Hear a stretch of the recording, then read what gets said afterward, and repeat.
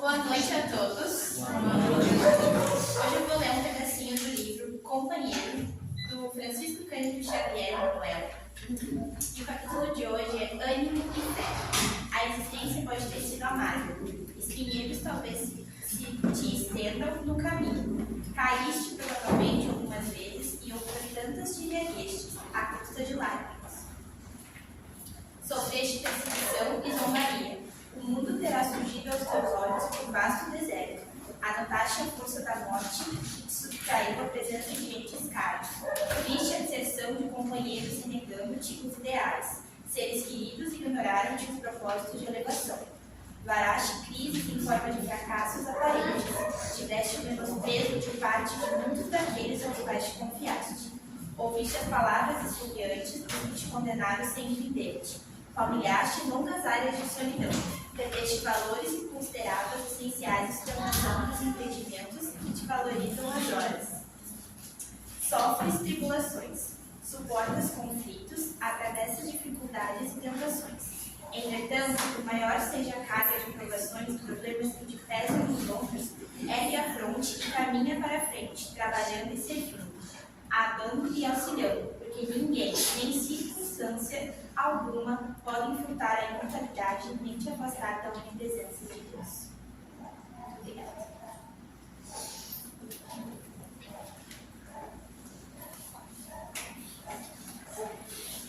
Boa noite a todos, irmãos. Vamos relaxar nossas mentes, relaxar nossos corpos, sentir toda essa energia boa. E assim aqui presente, de ouvidos abertos, para escutar a palavra do nosso Pai, oramos. Pai nosso, que estais nos céus, santificado seja o vosso nome. Venha a nós o vosso reino, seja feita a vossa vontade, assim na terra como nos céus. O pão nosso de cada dia nos dai hoje.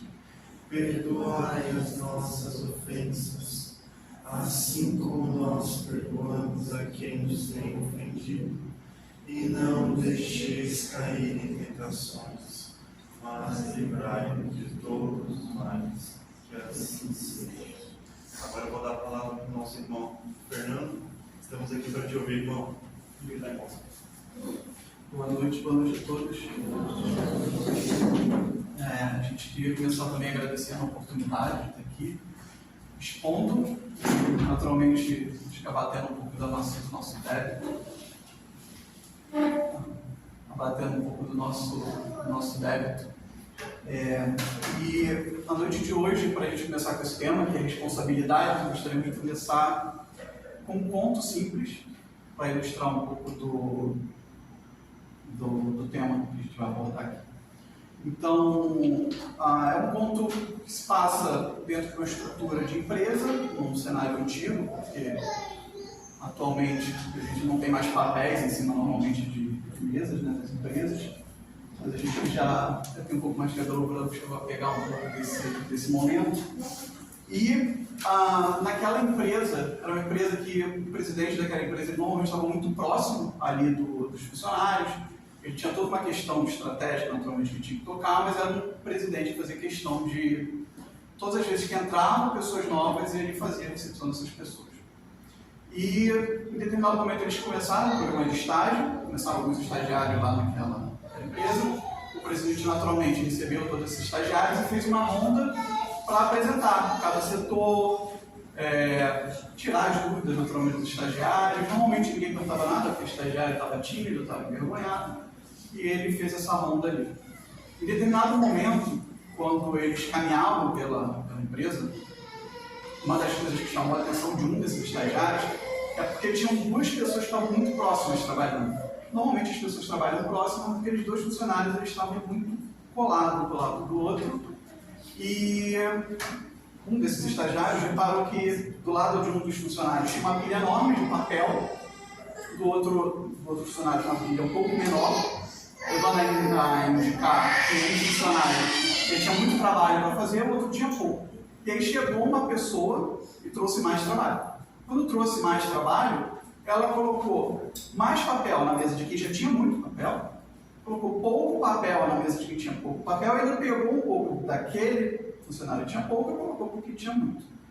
Aí um determinado estagiário lá pôde se conter e perguntou para o presidente: o que está acontecendo aqui? Qual que é o sentido de pegar uma pessoa que naturalmente já tem trabalho, dá mais trabalho, ele tem pouco, tira, troca para o outro? E aí o presidente ficou satisfeito, obviamente, porque já tinha um estagiário proativo, como todo estagiário já proativo, ele chegou e respondeu: ó, aqui a gente tem um caso interessante. O que tem muito papel que você vê aí é o Rodrigo. O outro que você vê que tem pouco papel é o Felipe.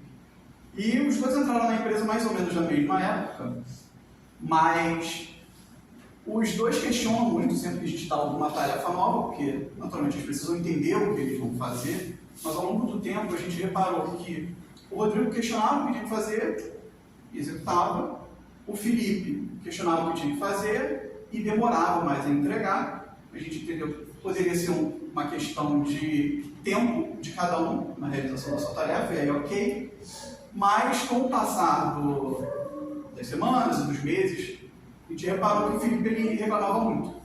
O Rodrigo entendia o que tinha que fazer, naturalmente levantava quando tinha alguma questão que ele considerava injusta.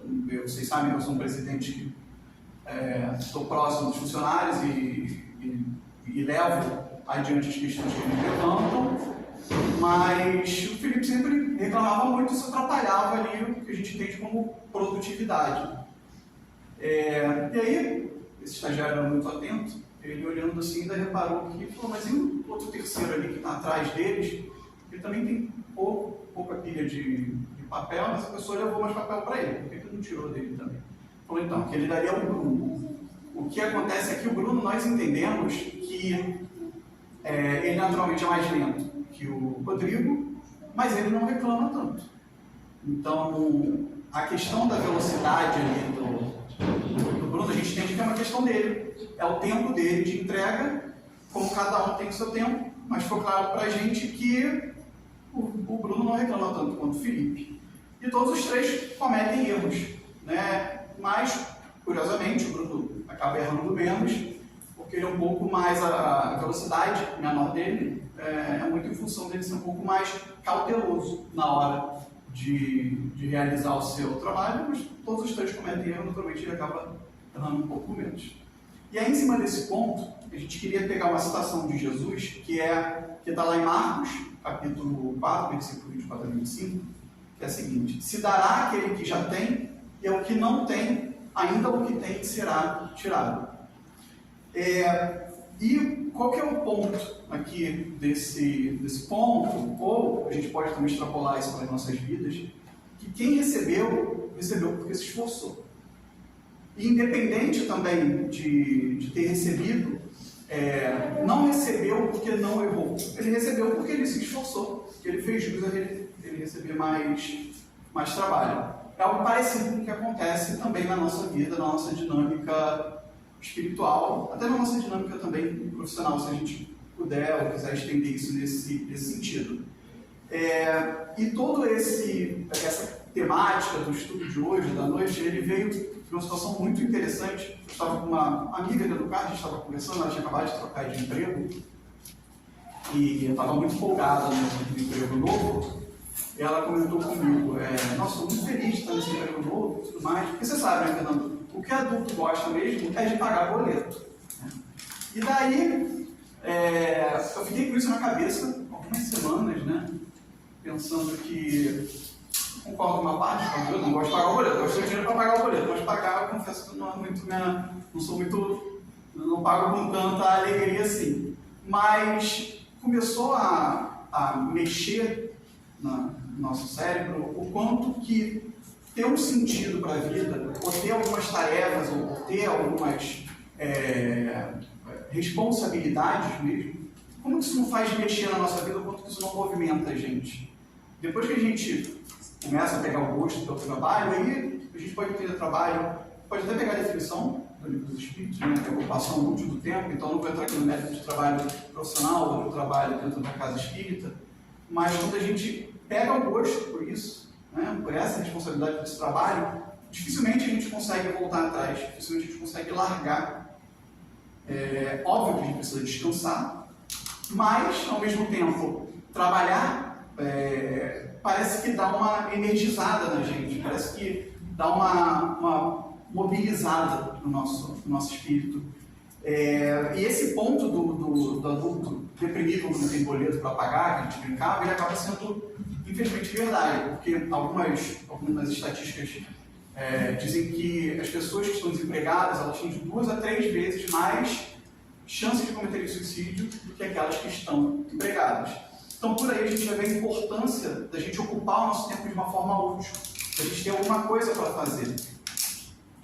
E eu lembro até, né, estava no colégio, de um amigo que toda hora vivia falando para mim que a vida é uma escola, a vida é uma escola. Sempre, vira e mexe, ele falava isso para mim. Eu comecei a estranhar, porque ele sempre é mal no colégio. Ele veio falando, Fernando, a vida é uma escola. E aí, uma vez eu comentei com ele, tem uma coisa que eu não entendo, você vive falando para mim que a vida é uma escola, você reprovou no passado, está indo mal nesse, vive dormindo na aula, você falou que a vida é uma escola. Eu falei, mas eu não estou entendendo, você tem noção que você está sendo um pouco incongruente, você fala que a vida é uma escola e você mesmo que está dentro da escola não gosta. A vida é uma escola, mas só que eu vim para merendar. Então, assim, eu comecei a entender que existem algumas dinâmicas na vida que são interessantes. Nem sempre quando a gente está numa tarefa ou quando a gente está ali dentro de um contexto, a gente se entrega para ele. Mas uma analogia interessante é que a gente precisa de fato merendar, a gente precisa do recreio, a gente precisa daquele intervalo. Mas não significa que porque na hora que a gente está no colégio, a gente tem um período de intervalo, porque talvez a gente nem aguentaria, né? O repouso também é necessário, claro, entre os espíritos, significa que a gente vai ficar no recreio o tempo inteiro. O recreio normalmente representa uma fatia pequena daquele período que a gente está na escola. E assim também, normalmente, o nosso repouso. Depois a gente começa a ter filho, é menor ainda, né? Nosso recreio costuma ser um pouco mais reduzido. E, como ao longo do tempo, eu sempre conversava com alguns amigos, essa questão da depressão, tive uma pessoa também bem próxima que estava num estágio muito deprimido, e tinha acabado de terminar um relacionamento muito importante lá para ele na época. Ele sempre comentou comigo, na época ele era desenvolvedor de software, e eu não esqueci de falando que quando ele não estava fazendo nada, a cabeça dele não parava. Eu não conseguia parar de pensar naquele relacionamento determinado, toda a situação que mexia do lado emocional. Mas quando ele estava focado lá, e normalmente programar computador demanda lá, né, toda uma questão muito... Você tem um gasto mais energético cerebral muito intenso envolvido, eu consigo esquecer. Então, o que ele fez naquele período? Ele falou, eu trabalhava o máximo que eu podia, porque aos poucos eu fui diluindo. Obviamente que ele não só trabalhou, né, ele teve todo um acompanhamento médico, todo um acompanhamento psicológico que a gente traz, mas reforçou para a gente o quanto que o trabalho ajuda. O que também acontece dentro da casa espírita, porque quantos de nós não nos curamos de situações ou conscientemente ou inconscientemente dentro da casa espírita. A gente está aqui, o quanto que mobiliza, o quanto que mexe de fato com as nossas estruturas e faz com que a gente saia do nosso lugar. Por exemplo, acho que um exemplo, pegando até uma situação bem prática, que para realizar um estudo a gente tem que naturalmente se preparar. E quando a gente se prepara, a reflexão que a gente faz, em primeiro momento, para nós mesmos. O quanto que a gente está aplicando isso daqui, ou quanto que eu sabia desse tema e não pratiquei, ou eu não sabia e agora sei, não sei mais não praticar. Então o trabalho, dificilmente a gente consegue desassociar ele da responsabilidade. E por que a gente tem falado muito dessa questão então esse assunto de responsabilidade veio à tona. E o interessante é que liga com diversos outros temas bem importantes. Porque não dá para falar de responsabilidade sem falar de liberdade. Isso fica muito claro na hora que a gente estava se preparando para o estudo, que lá no livro dos Espíritos, na questão 501, um pedacinho dela, os Espíritos respondem assim, na verdade, desculpa, a nota de Kardec, tá? A ação dos Espíritos que vos querem bem é sempre regulada de maneira a vos deixar vosso livre-arbítrio, pois se não tivesse responsabilidade, não avançarias no caminho que deve conduzir-vos a Deus. Então, os Espíritos respeitam o nosso livre-arbítrio para que a gente possa ter a responsabilidade. Dificilmente a gente vai conseguir ter responsabilidade se a gente não tem liberdade de ação. E se a gente tem liberdade de ação, naturalmente a gente tem responsabilidade sobre aquilo que a gente está fazendo. Agora, tem outro ponto também que mexe muito nesse, talvez fecharia uma tríade interessante, é a responsabilidade, a liberdade, mas também a coragem.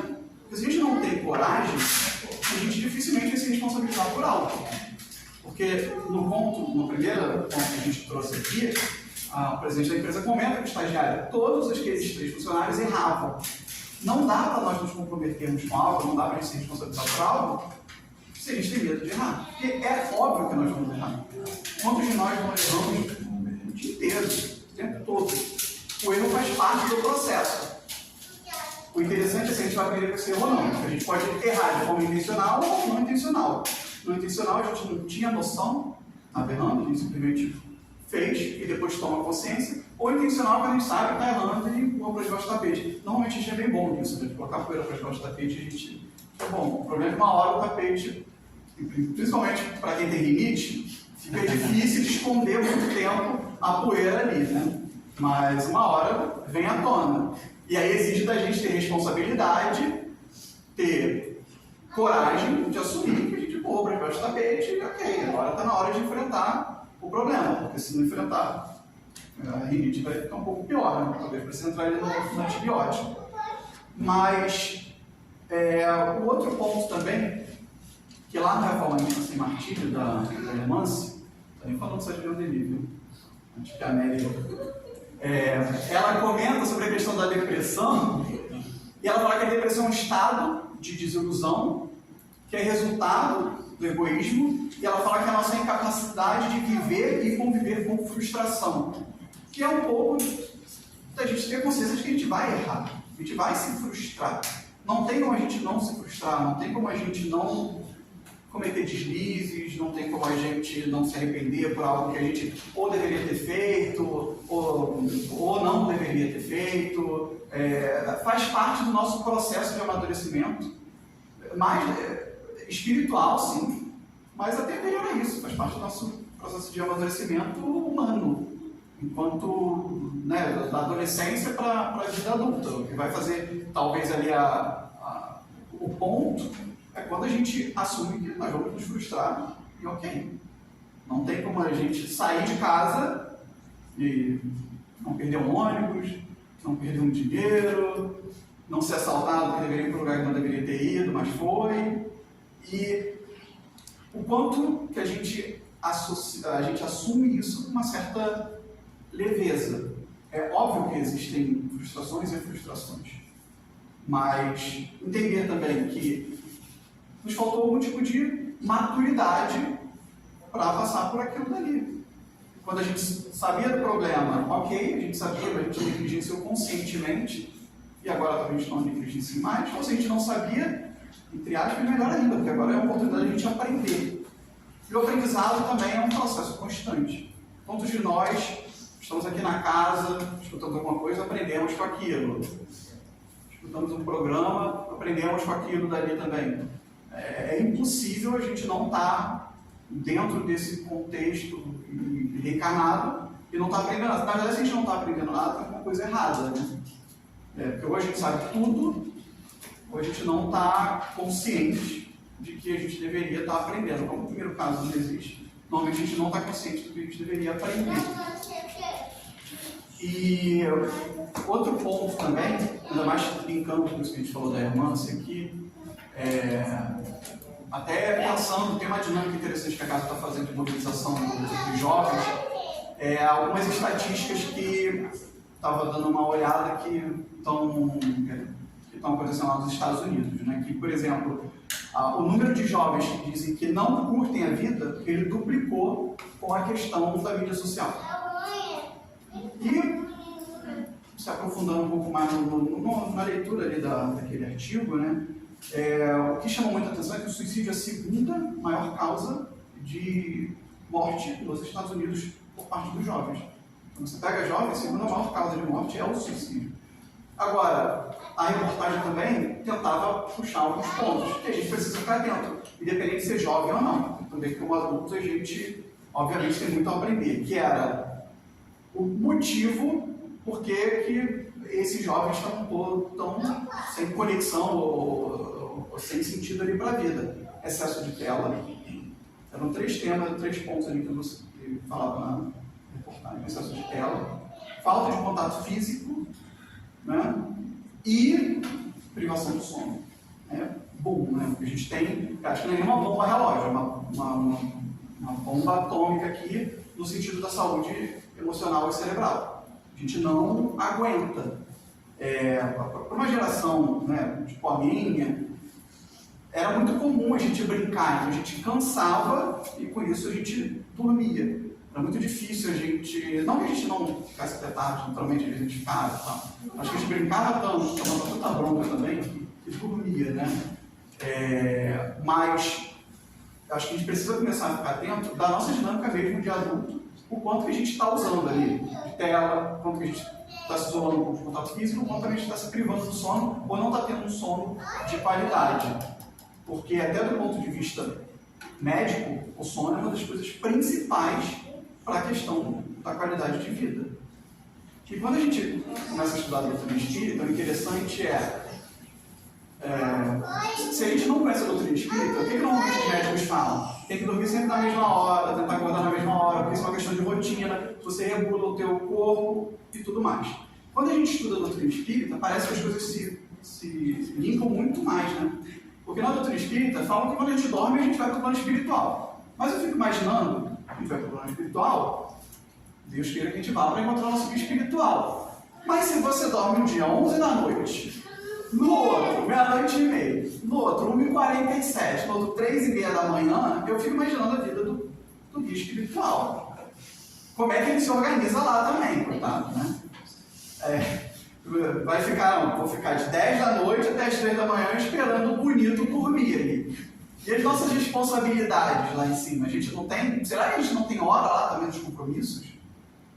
Dentro da casa espírita, eu acho que o trabalho aqui de quarta-feira do centro ele é bem elucidativo nesse sentido. Porque a gente tem um horário para começar, a gente tem um horário para terminar. A gente é bem rigoroso na troca, né, do momento do estudo para o momento do trabalho mediúnico. Isso é até um respeito com os espíritos. Isso é um respeito com a gente, porque a gente também tem hora. Pensa, se o trabalho aqui, acho que a gente pode...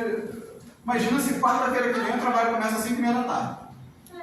Aí na quarta passada começou 7h15 da noite. Como é que a gente se organiza no trabalho? Imagina se eu venho trabalho fazendo minha filha aqui. Coitados, espíritos, vai ser uma sessão inteira só para resolver esse problema. Mas, brincadeira à parte, a gente também tem que ter rotina no nosso sono, porque a gente provavelmente tem trabalho na espiritualidade. Se a gente não se organiza nesse sentido, complica. Eu sei que o Chico até dormia pouco. As pessoas comentam ali que às vezes o Chico ia trabalhar até 5 da manhã, e 5 da manhã já estava de pé, dormia 5 da manhã, às vezes estava de pé antes das 7. Mas a gente também tem que tomar cuidado. Primeiro, nós não somos o Chico, né? Para começar as conversas, não é o Chico Xavier.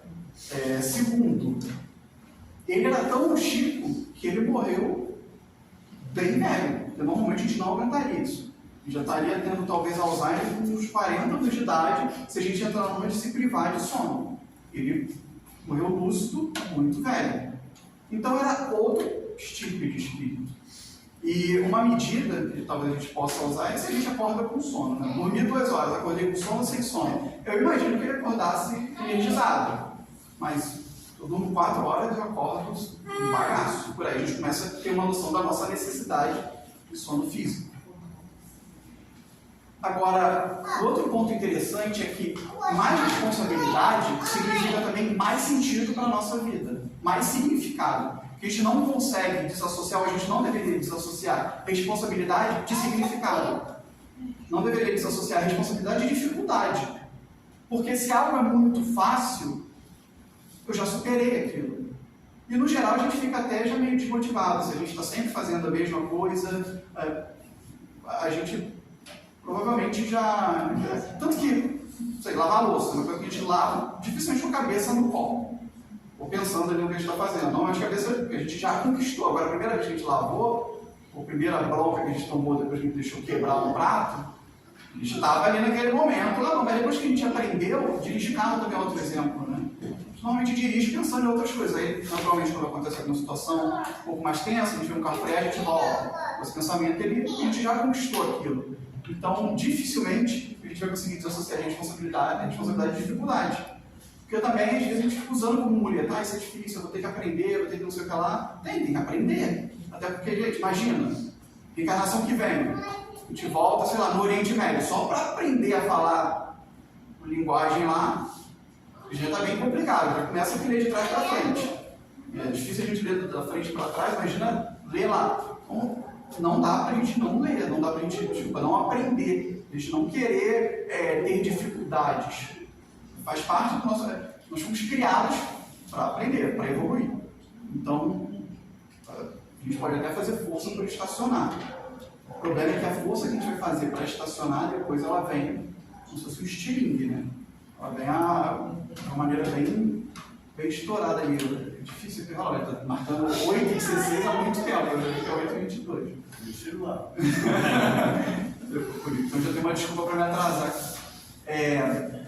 Agora, uma pergunta que talvez nós pais possamos fazer. O legal de como pai, a gente também se fazer essa pergunta independente de ser pai ou não, se faça essa pergunta, mas como pai, a gente dá uma chocada na nossa realidade. Se a gente quer criar filho para que eles sejam eternamente seguros ou que eles sejam fortes. E aí a gente tem que tomar cuidado com a resposta que nós vamos nos dar para essa resposta. Porque o primeiro impulso pode ser da gente falar que quer criar, obviamente, filho para ele estar sempre seguro. Só que nesse mundo, a gente sabe que é impossível esse tipo de segurança. E talvez seja melhor a gente deixar os seres que estão sob nossa tutela do que a gente proteger. Até porque a gente banir o perigo e a ameaça do mundo, a gente estaria colocando no mundo uma componente de um infantilismo permanente. Se você tira o perigo, se você tira o risco, se você tira a responsabilidade, a dificuldade, o que a gente está criando, na verdade, é uma célula de infantilidade absoluta e inutilidade também. Porque não foi para isso que Deus criou. É óbvio que a gente não está falando aqui com isso, a gente deva correr riscos de forma incalculada. Mas achar que a gente não também vai correr risco, ou os nossos filhos, é bem despretensioso da nossa parte. Volto a dizer, não significa que então eu vou dirigir o meu carro e vou entrar num lugar bem perigoso a qualquer momento e tal. Isso é imprudência. Mas ter a consciência da dificuldade que a gente, ou dos riscos da vida, e querer blindar, ou querer proteger, ou nos proteger desses riscos, ou proteger quem está sob a nossa tutela, privar, na verdade, viver um mundo infantil mesmo, privar desse amadurecimento que a gente sabe que uma hora chega para todo mundo.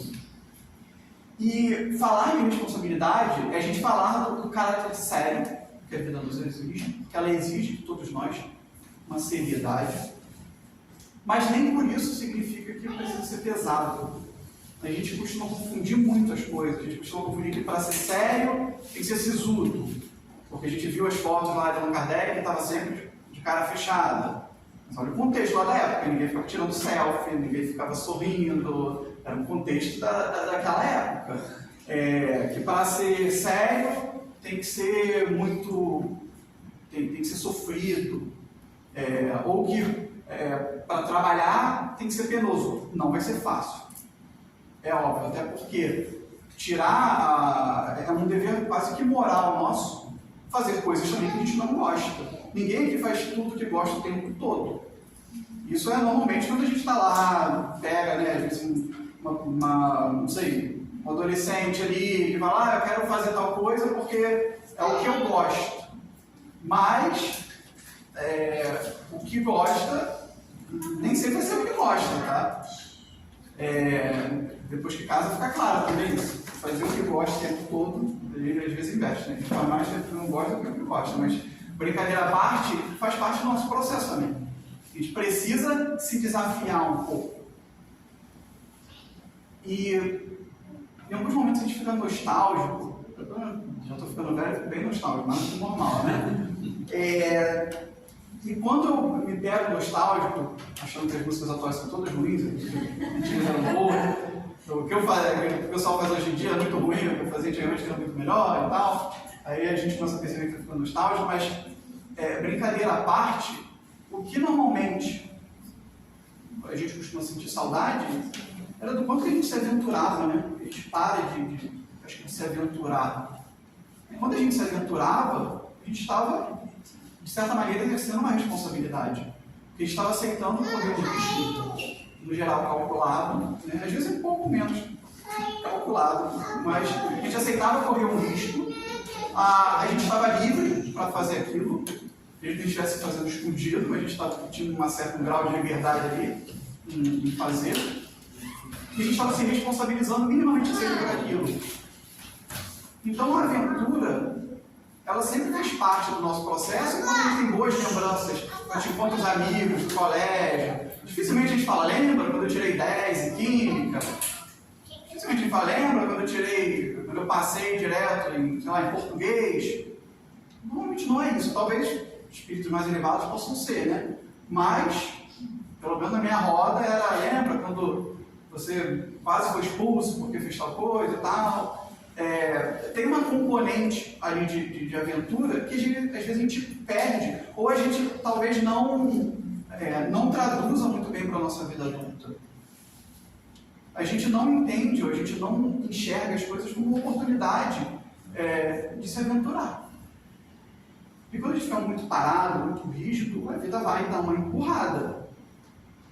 E aí a gente vai, às vezes, cheio de medo, porque a gente poderia ter se aventurado e ido só com um pouquinho de ansiedade, a vida chegou e deu um puxão, ou um empurrão, e a gente está indo totalmente com medo, porque a gente não se preparou, a gente não foi exposto àquela situação, a gente poderia ter feito de forma intencional, digamos assim, a gente não fez, a gente ficou travando, agora vai ter que enfrentar de uma vez por completo toda essa situação. Então, esses eram algumas considerações que nós gostaríamos de trazer sobre o tema, algumas reflexões que nós fizemos. E a gente agradece mais uma vez a oportunidade do centro para estar aqui compartilhando com vocês, fazendo essa troca e, antes de tudo, também interiorizando um pouco do que a gente está falando aqui. Ainda mais a gente mora bem perto do centro, se eu não me aventurar, daqui a pouco alguém passa ali perto de casa e fala, né? Agora que você está falando, não fez nada do que falou ali. A gente normalmente não faz muita coisa, mas alguma a gente já tem que começar a se esforçar para sair desse lugar comum, tá? Então, mais uma vez, obrigado pela oportunidade de estar aqui compartilhando com vocês essas reflexões em torno desse tema. Na hora, sem falar de nome. Sem citar nome. Agradecemos ao nosso irmão, Fernando, pelas palavras dessa noite. Convidamos a todos a fazer a prece de encerramento. Agradecendo a Deus, nosso Pai, pela oportunidade de estar na sua casa. Obrigada, Senhor. Obrigada pelas infinitas chances que Tu tem nos entregado todos os dias em nossas mãos, como um presente valioso, ao qual, olhando de perto, e muitas das vezes, então, medindo a responsabilidade